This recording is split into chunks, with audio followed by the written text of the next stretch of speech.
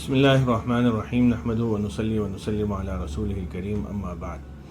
ہم نے پچھلی ویڈیو میں زکوٰۃ کے جو 5 چیزیں جن پر ہمیں کیلکولیشن کرنی ہوتی ہے، سونا، چاندی اور نقد رقم، اس کے بارے میں تفصیل بیان کر دی تھی۔ اس میں جو ریمیننگ 2 چیزیں ہیں، جو بقیہ 2 چیزیں ہیں، ان کو بیان کرنا مقصد ہے۔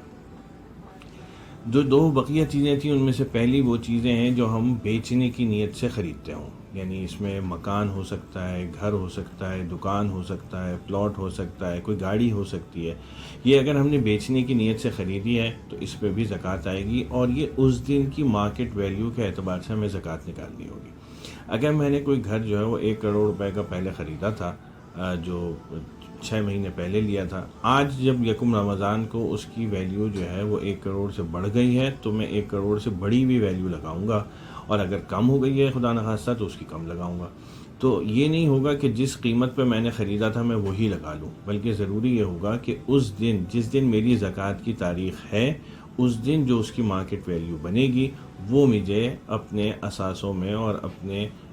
کیلکولیشن میں لینی ہوگی۔ اسی طرح تاجر حضرات ہیں، ان کے پاس خام مال ہوتا ہے یا تیار مال ہوتا ہے، تو وہ سارا بیچنے کی نیت سے انہوں نے اپنے انوینٹری قائم کی ہوئی ہوتی ہے، تو اس سب کی بھی ان کو مارکیٹ ویلیو لے کر اس کی قیمت لگانی ہوگی۔ تو یہ وہ ساری چیزیں ہیں جو ہم نے بیچنے کی نیت سے اگر لی ہیں تو پھر اس کی قیمت لگانی ہوگی۔ اگر کسی شخص نے کوئی گھر خریدا ہوا ہے لیکن اس کا مقصد بیچنا نہیں ہے، بلکہ اس سے رینٹ پہ اس نے اس کو رینٹ پہ دیا ہوا ہے اور رینٹ سے وہ اپنی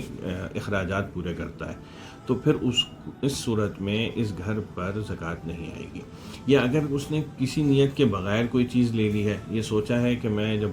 بچے میرے بڑے ہو جائیں گے اس وقت میں دیکھوں گا کہ مجھے اس چیز کا کیا کرنا ہے، تو ایسے اثاثوں پہ بھی زکوٰۃ نہیں آتی۔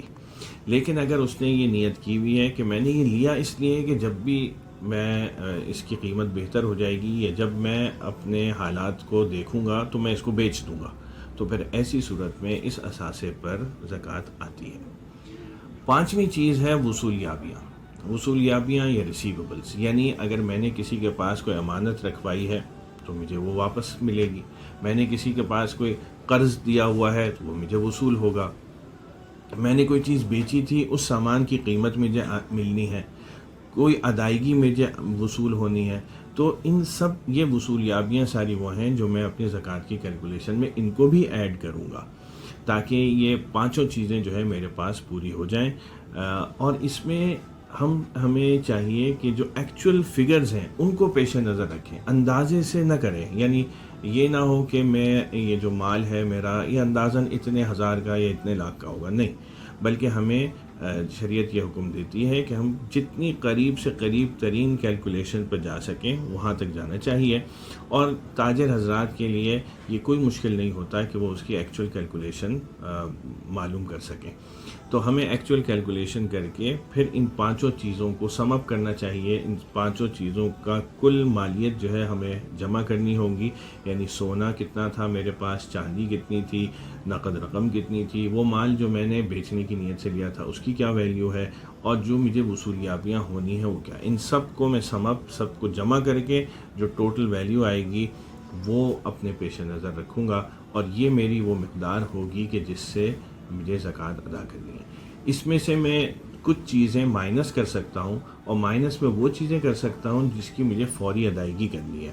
مثلا مجھے اگر میں نے کسی سے قرضہ لیا ہوا ہے تو وہ مجھے ادا کرنا ہے تو وہ میں اس سے مائنس کر سکتا ہوں، یا وہ کمیٹی کی رقم جو مجھے وصول ہو چکی ہے لیکن اس کی قسطیں مجھے ادا کرنی ہے تو وہ بھی میں اس میں سے مائنس کر سکتا ہوں، یا تاجر حضرات ہیں ان کو اس مہینے کی تنخواہیں دینی ہیں